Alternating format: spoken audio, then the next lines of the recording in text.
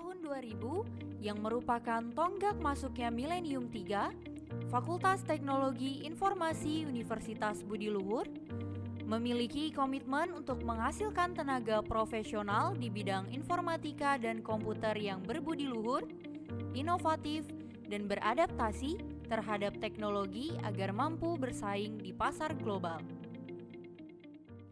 Warahmatullahi wabarakatuh. Perkenalkan, saya Anwar Rifai, dosen tetap pada program studi Teknik Informatika Fakultas Teknologi Informasi Universitas Budi Luhur. Pada kesempatan kali ini, perkenankan saya menyampaikan pernyataan diri dosen untuk unjuk kerja Tridharma Perguruan Tinggi, penjelasan mengenai salah satu mata kuliah yang saya ampu, yaitu mata kuliah Statistik dengan kode MI 148. Mata kuliah ini diberikan untuk mahasiswa semester 2 dan memiliki bobot 2 SKS. Diselenggarakan dalam 16 kali pertemuan, rinciannya adalah 14 kali pertemuan materi dan 2 kali untuk ujian tengah semester dan ujian akhir semester.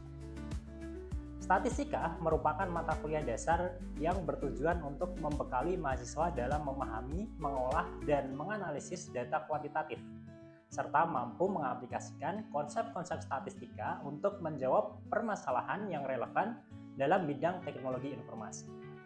Dalam mata kuliah ini, mahasiswa akan belajar mengenai konsep dasar statistika, penyajian data, ukuran pemusatan data, dan penyebaran, serta distribusi peluang, regresi, korelasi, dan juga uji hipotesis, termasuk dalam praktik pengujian menggunakan perangkat lunak seperti SPSS. Di akhir pembelajaran, mahasiswa diharapkan mencapai beberapa capaian pembelajaran mata kuliah atau CPMK, diantaranya mampu mengetahui definisi statistika dan data, serta cara penyajian data dan pengukurannya, mampu menghitung deviasi, korelasi, regresi, dan probabilitas dari semua kumpulan data, mampu menggunakan data berkala, variasi random, dan distribusi diskrit. Dan yang terakhir, mampu melakukan pengujian hipotesis.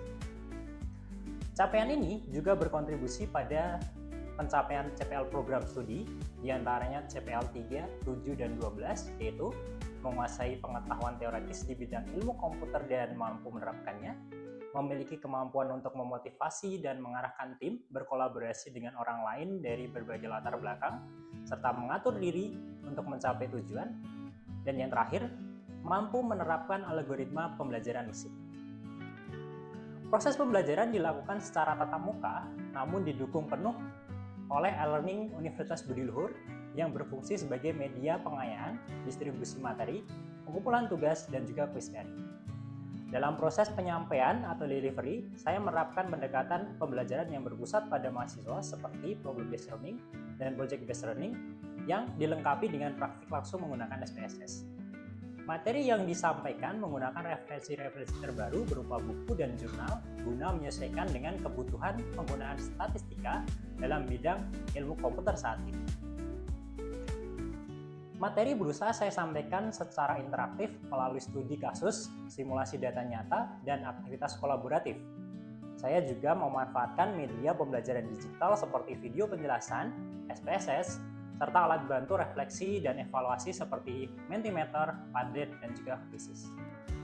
Interaksi dengan mahasiswa dibangun secara dua arah melalui diskusi kelas, kerja kelompok, forum refleksi, dan juga presentasi hasil analisis.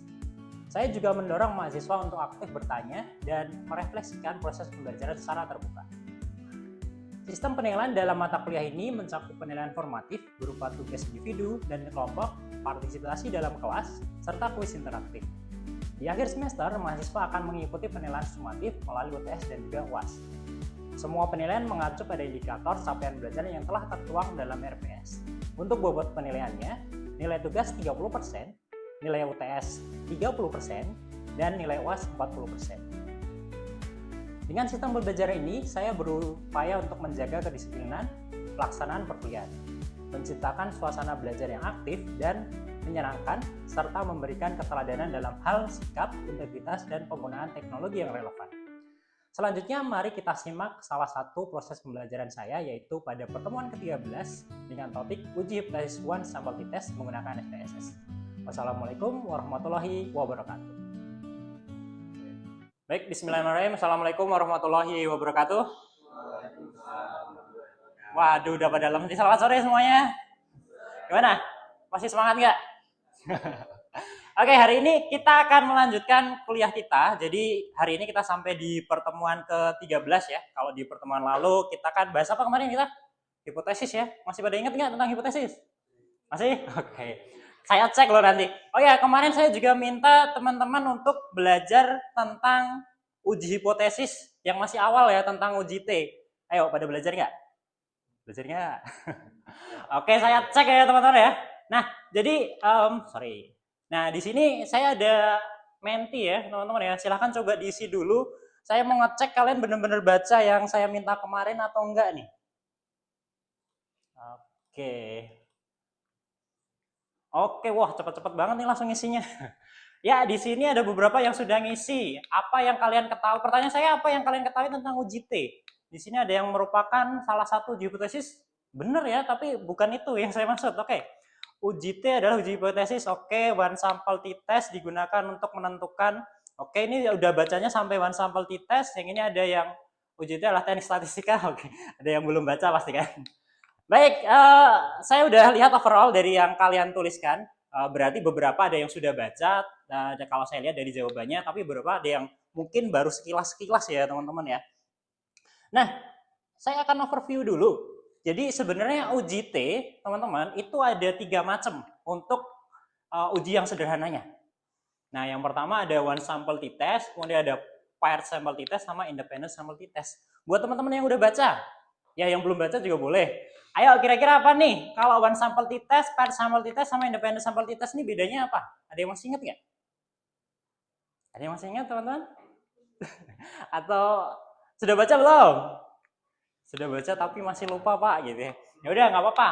Nanti kita akan bahas secara lengkapnya, tapi teman-teman hari ini kita baru akan sampai di one sample t-test ya.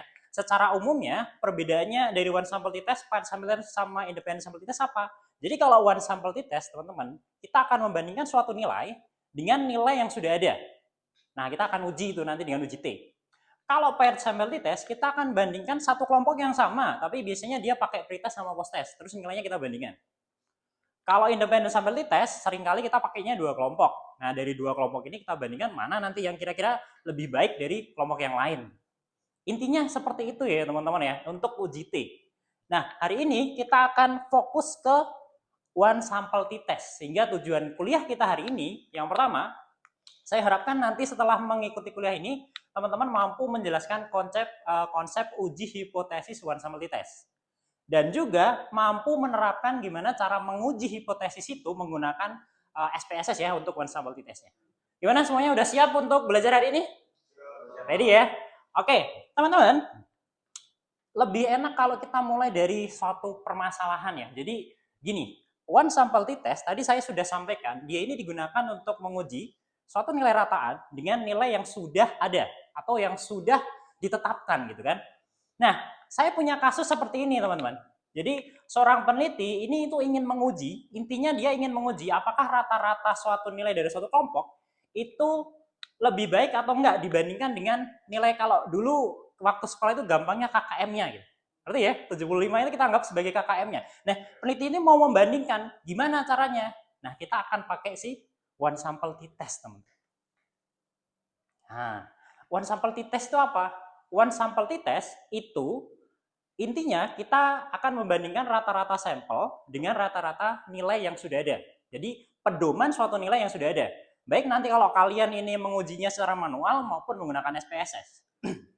Nah, dalam dalam uji statistik ini, datanya itu harus berupa berskala atau rasio ya teman-teman ya. Dan merupakan statistik parametrik. Jadi dalam statistik ini di awal dulu di pertemuan pertama saya sudah pernah menyampaikan bahwa statistik itu ada parametrik sama non parametrik. Nah, kalau parametrik berarti dia harus memenuhi syarat berdistribusi normal. Ada yang masih ingat cara uji distribusi normal itu dengan apa? Pakai Kolmogorov, benar. Yang lain masih ingat ya, pakai Kolmogorov ya.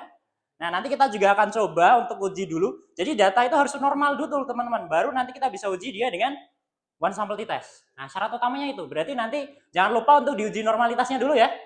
Oke, karena nanti setelah ini teman-teman akan saya arahkan untuk mencoba berdiskusi masalah yang tadi. Ya, masalah yang tadi coba kalian selesaikan. Nah, tapi pakai apa? Ya kita akan belajar dulu tentang si one sample t-testnya.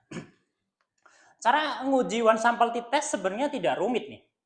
Kita udah punya rumus bakunya, jadi tidak terlalu kita harus mencari variabel tertentu seperti mata kuliah yang lain. Enggak, kita cukup fokus pada rumus yang sudah ada. Di sini saya sudah sampaikan rumus kalau kita mau hitung manualnya ya, teman-teman ya.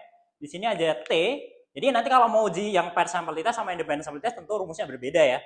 Nah, untuk one sample t-test kita akan gunakan X bar atau itu ada merupakan rata-rata sampel dikurangi mu, di mana mu-nya adalah nilai parameter. Nilai parameternya berarti kalau kalian bandingkan itu adalah si KKM. Kalau dalam masalah tadi berarti nilainya berapa, teman-teman? 75, bagus. Nah, terus di sini ada standar deviasi bagian bawah, kemudian dibagi akar n. N itu apa? Jumlah sampelnya. Jumlah sampelnya. Jadi dalam soal yang tadi, kalian harus ingat ya, dalam soal yang tadi berarti ini jumlahnya ada berapa, teman-teman? 12. Nah, nanti kalau saya minta untuk uji, bisa ya.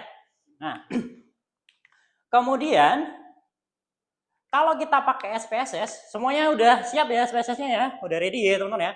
Nanti coba dilakukan pengujiannya. Kita ada beberapa step cukup simpel kalau kita mau melakukan uji si one sample t-test. Yang pertama tinggal masuk ke analyze, compare min, langsung kita ada menu one sample t-test. Jadi tidak terlalu muter-muter, nanti hasilnya akan langsung ditampilkan. Nah, masalah utamanya kalau kita sudah melakukan uji itu, terus nanti kita membaca hasilnya bagaimana? Nah, seperti ini ya teman-teman ya. Di sini saya tampilkan ada hipotesisnya, kemudian ini ada dua komponen ya. Di sini itu maksudnya bukan diuji 2 kali, sebenarnya bukan sih. Tapi kalian bisa nanti pilih salah satu. Mau diuji manual dengan si uji T, perhitungannya, atau menggunakan SPSS, nanti kita lihat significant value-nya. Tapi kalau kalian mengujinya dengan SPSS, nanti kalian juga akan langsung dapat hasil perhitungan uji T-nya sebenarnya. Nah, gitu. Oke, jadi di sini kita punya hipotesis nilai rata-rata hasil penelitian, saya anggap nilai hasil penelitian, atau kalau misalkan di dalam kasus tadi, ya berarti dia adalah nilai rata-rata dari yang tadi ya, siswa ekstrakurikuler tadi ya. Nah, kemudian nanti akan dibandingkan dengan X-nya ini apa? Gampangnya ya si KKM tadi. Jadi kalau kita bikin permisalan, X-nya itu apa sih? Yang familiar dengan kalian, yang saya yakin familiar dengan teman-teman semua adalah nilai KKM. Atau nilai yang sudah ditetapkan itu. Batas ambang lulusnya berapa sih? Gitu kan? Pasti selalu ada nilai batas lulus ya. Nah, itu kita akan gunakan nilainya itu. Si X ini ya. Kalau kita menggunakan SPSS di sebelah sini, teman-teman, kalian akan dapat hasil ini ya. Nah, hasil ini yang kita sebut significant value, ini ada tulisannya to tell. To tell itu artinya 2 ekor atau 2 arah gitu. Nah, nilainya titik 0,11 itu berarti adalah 0,011. Cara bacanya gimana? Keputusannya ini ya teman-teman ya. Nah, kalian boleh sambil menuliskan dan mengingat-ingat, kalau dia ini kurang dari 0,05 maka H0-nya ditolak. H0 sama H1-nya seperti ini ya nanti nulisnya ya. Nah, kalau dia lebih dari 0,05 berarti H0-nya diterima. Kalau H0-nya ditolak berarti H-nya diterima atau ditolak? Kalau H0-nya ditolak berarti H-nya diterima. Wah, ayo fokus dulu. Ini kayaknya karena udah sore pada ini ya. Nah, kemudian kalau misalkan kita lihat, misalkan nih kita udah uji itu dia dengan perhitungan gitu ya, dengan perhitungan. Nah, kemudian ini sebenarnya juga ditampilkan sama si SPSS, yaitu pada sini nih, nilai T, ya kan? Nilai T-nya 3,029 gitu. Nah, di sana itu kita bisa mengambil keputusannya jika T hitungnya lebih besar dari T tabel, maka H0-nya ditolak. Bacanya gimana, Pak? Jadi bacanya gini, teman-teman. Maaf ini gambarnya agak nggak sesuai dengan atasnya ya, tapi nilai DF ini namanya degree of freedom alias derajat kebebasan. Derajat kebebasan itu diperolehnya dengan banyaknya anggota tadi yang kita evaluasi atau banyaknya anggota populasi atau sampel yang kalian ambil, tergantung yang kalian teliti ya, mau sampel atau populasi ya. Nah, itu dikurangi 1. Jadi misalkan tadi ada 12 berarti DF-nya berapa, teman-teman? 11, bagus. Nah, terus ini Pak kok ini 0,025? Iya, karena kita menggunakannya itu adalah 1 arah. Nah, 1 arah gimana? Kalau 2 arah kita pakainya 0,05. Kalau 2 arah kita tinggal bagi 2 aja. Ada yang mau ditanyakan sampai di sini atau sudah bisa dipahami, teman-teman? Sudah paham? Paham, yakin? Siap untuk melakukan analisis? Harus siap ya teman-teman ya. Nah, kalau gitu sekarang tugas kalian teman-teman, di sini saya sudah menyiapkan juga nanti untuk coret-coretan kalian ya. Di sini ada soal yang sama persis dengan di depan. Ini berdua berkelompok ini ya, satu meja jadi satu kelompok ya teman-teman ya. Nah, tugas kalian melakukan analisis terhadap kasus ini untuk nantinya kalian sajikan ya teman-teman ya. Saya minta kalian nanti sajikan dalam bentuk PPT aja karena kan kalian nanti ada analisis dengan SPSS kan. Jadi lebih mudah kalian copy paste ke PPT-nya. Sajikan hasilnya itu hasil SPSS dan juga perhitungannya ya teman-teman ya. Dan juga perhitungannya termasuk hasil evaluasinya. Nah, silahkan kalian berdiskusi dulu. Saya berikan waktu 10 menit ya, 5-10 menit untuk coba mengerjakan dulu. Jika ada kendala, silahkan boleh langsung disampaikan ke saya. Saya akan coba membantu memfasilitasi teman-teman untuk melakukan uji ini. Terus nanti silahkan untuk melakukan presentasi. Oke, jadi ya, silahkan dicoba dulu teman-teman. Langsung dilakukan ya uji untuk SPSS-nya menggunakan data yang sudah kita sajikan di depan. Ada yang mengalami kendala dalam melakukan ujinya, teman-teman? Atau sudah aman semuanya? Aman ya? Sudah aman ya? Sudah bisa ya? Nah, oke. Langkah selanjutnya berarti teman-teman silahkan melakukan presentasi. Jadi ini saya kasih nama aja ya. Kelompok 1, kelompok 2, kelompok 3, sama kelompok 4. Nah, untuk melakukan presentasi ini, kita langsung acak aja ya. Saya langsung asal pilih aja ya teman-teman ya. Silakan kelompok 4 untuk melakukan presentasi. Ya, silakan untuk melakukan presentasi ke depan untuk kelompok 4. Dua-duanya boleh langsung maju ya, silakan. Nah, untuk filenya bisa ditransfer ke sini tadi. Ya, silakan Mas, maju depan.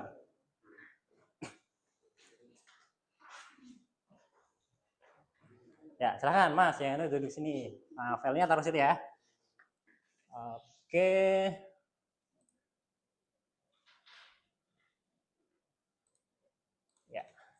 Nah, silakan Mas, langsung mungkin agak ke sana, biar nggak nutupin ke teman-temannya ya.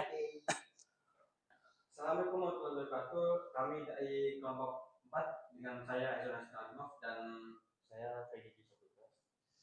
Kami akan mempresentasikan hasil uji T yang tadi disampaikan oleh Pak Anwar. Nah, itu pertama dalam uji normalitas yang paling penting adalah nilai signifikan dari Safi Will. Nah, nilai signifikannya itu 0,368 alias lebih besar dari 0,05. Yang artinya distribusinya normal. Baik, berarti sudah normal ya teman-teman ya. Artinya bisa dilanjut ke selanjutnya ya, uji selanjutnya ya. Boleh silahkan dilanjut. Nah, berdasarkan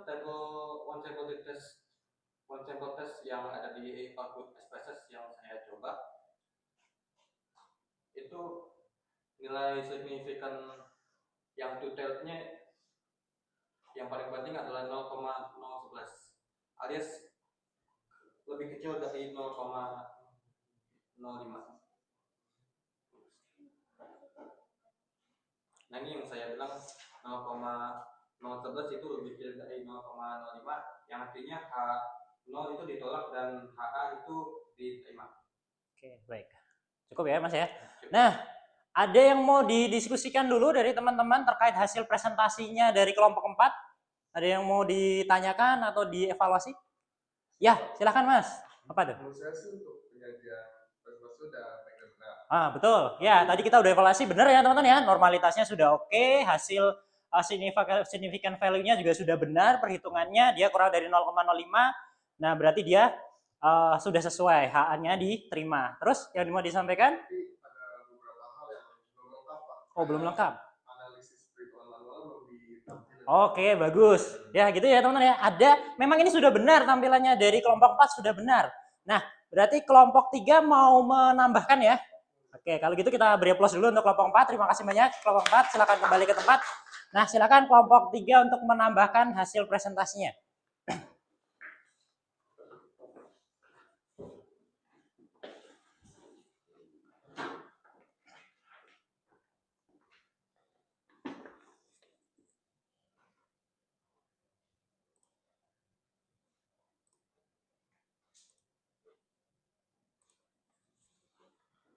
Assalamualaikum warahmatullahi wabarakatuh. Perkenalkan saya dan rekan saya. Oke, di sini saya akan menambahkan yang kurang lengkap tadi. Jadi yang seperti sudah dijelaskan kelompok 4 tadi, di sini kelompok 4 sudah menjelaskan untuk nilai signifikan value-nya. Tapi untuk nilai uji T-nya masih belum dijelaskan. Jadi di sini kenapa untuk derajat kebebasan 11, karena untuk data derajat kebebasannya ada 12 dikurang 1, jadi kita minus 11. Nah, banyaknya anggota populasinya tadi ya 12 terus dikurangi 1 ya teman-teman ya. Oke, selanjut. Di sini kenapa untuk nilai T-nya 0,025, dikarenakan untuk nilai T-nya 0,05 dibagi 2 yang menghasilkan 0,025. Gitu, Pak. Ya, jadi kesimpulannya? Jadi kesimpulannya untuk nilai T-nya sebesar 3,09 itu lebih besar daripada 2,201. Maka H0-nya ditolak dan HA-nya diterima. Bagus, berarti hasilnya sama persis ya dengan yang nilai signifikan ya teman-teman ya. Nah, terima kasih untuk kelompok 3, boleh kembali ke tempat. Ada yang mau ditanyakan dulu teman-teman? Oh ya, boleh tepuk tangan ya untuk kelompok 3 ya teman-teman ya. Nah, bagus sekali kelompok 4 dan kelompok 3, terima kasih atas presentasinya. Jadi saya beri garis bawah dulu teman-teman. Yang pertama, yang ini yang sudah di-present ya.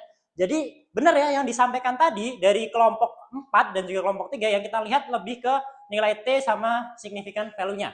Kalau nilai T-nya ini dia 3,029, kita tinggal lihat tabelnya tadi. Oh, tadi anggotanya ada 12, berarti kita kurangi 1, derajat kebebasannya 11. Kita pakai satu arah berarti dia 0,025, berarti ketemu nilainya 2,201, ternyata dia lebih besar kan dari T tabelnya, berarti H0-nya ditolak. Sedangkan untuk nilai tadi yang presentasinya dari kelompok 3, saya garis bawahi lagi bahwa nilai signifikannya 0,011, berarti dia kurang dari 0,05, kesimpulannya sama, yaitu H0 ditolak. Gitu. Sudah bisa dipahami teman-teman sampai di sini atau ada yang mau ditanyakan dulu? Aman ya? Oke. Nah, kalau begitu berarti kita sampailah pada kesimpulan. Nah, apa nih teman-teman yang dapat kalian simpulkan dari yang kita pelajari hari ini? Ada yang mau bersedia untuk membantu kita merangkum apa yang tadi kita pelajari hari ini? Boleh, Mbak, silakan.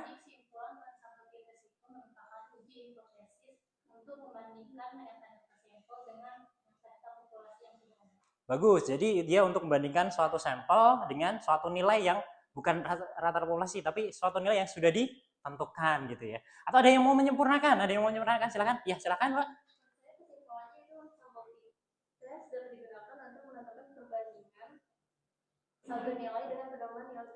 Baik, ya bagus ya teman-teman ya. Jadi kalau saya bisa tuliskan seperti yang disampaikan oleh teman-teman kalian tadi, one sample t-test itu merupakan uji hipotesis untuk membandingkan rata-rata sampel dengan rata-rata populasi yang sudah ada atau dengan suatu nilai yang sudah ditentukan ya teman-teman ya. Baik, ada yang mau ditanyakan sampai di sini atau sudah aman semuanya? Aman ya? Ya, kalau sudah sampai kesimpulan berarti terbitlah evaluasi. Nah teman-teman, saya memberikan beberapa soal untuk latihan kalian dan juga mengevaluasi kegiatan belajaran kita hari ini. Silahkan di scan barcode-nya terus untuk dikerjakan ya teman-teman ya. Oke.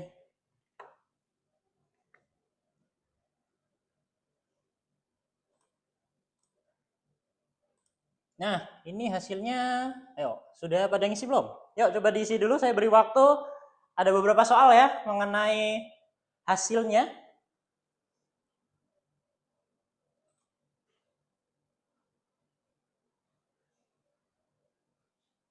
Nah, beberapa sudah mengerjakan. Oh, ada yang sudah mengerjakan nih.